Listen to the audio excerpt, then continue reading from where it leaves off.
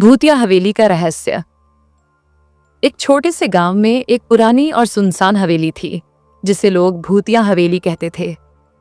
गांव वालों का मानना था कि वहां रात में अजीब आवाजें आती हैं और जिसने भी अंदर जाने की कोशिश की वह वापस नहीं लौटा।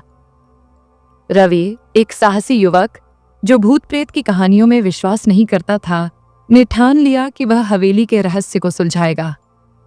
एक अमावस्या की रात, जब चांदनी बिल्कुल गायब थी, रवि अपने दोस्तों के साथ हवेली में गया। कई सालों से ये हवेली यहाँ खड़ी है, चलो देखते हैं। लोग इससे इतना डरते क्यों हैं? रवि, हमें नहीं जाना चाहिए। लोग कहते हैं यहाँ कुछ सही नहीं है। डरो मत, मैं हूं ना। अगर कुछ दिखा तो वही दिखाएंगे इसे। हवेली में घुसते ही सबके रोंगटे खड़े हो गए। दीवारों पर अजीबोगरीब निशान और फर्श पर खून के धब्बे थे। ओह, ये निशान, ये खून के धब्बे, क्या ये सच में किसी के हैं? कहीं दीवारों पर जो निशान है वो किसी जानवर के तो नहीं? अचानक एक कमरा खुद ब खुद खुला और अंदर से एक धीमी भयावह हंसी सुनाई दी।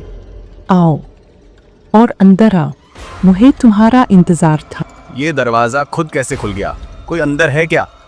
रवि, चलो वापस चलते हैं। ये जगह खतरनाक लग रही, यहाँ की ठंड, ये मुझे ठीक नहीं लग रही। डरते हुए रवि कमरे के अंदर गया।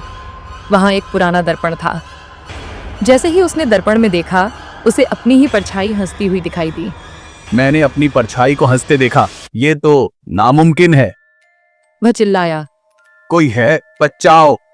लेकिन आवाज बाहर नहीं जा रही थी। उसके दोस्त भी गायब हो चुके थे। उसी समय दर्पण में से एक बूढ़ा आदमी निकला, जिसने कहा, कितनी भोली आत्माएं हैं तुम सब। तुमने इस श्रापित हवेली में कदम रखकर अपनी मौत को बुलाया है।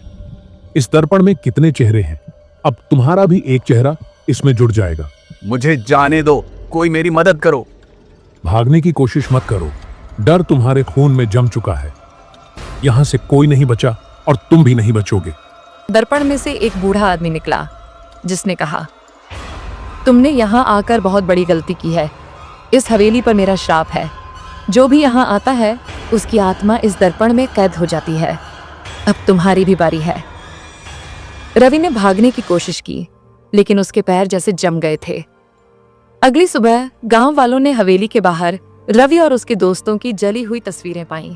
कहते हैं वो हवेली श्रापित है। जो भी वहां गया वापस नहीं लौटा। रात में हवेली के पास से गुजरोगे तो चीखें सुनाई देंगी। वो कहते हैं दर्पण में मत देखना, वो तुम्हें हमेशा के लिए खींच लेगा। रवि को मना किया था पर उसने सुनी नहीं। अब देखो क्या हाल हुआ।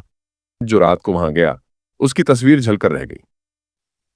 तब से गांव वालों ने तय कर लिया कि हवेली के पास कोई नहीं जाएगा। लेकिन कहते हैं अगर आप रात में हवेली के पास से गुजरें तो आपको रवि की चीखें सुनाई देंगी। क्या आप इस हवेली में जाने की हिम्मत करेंगे?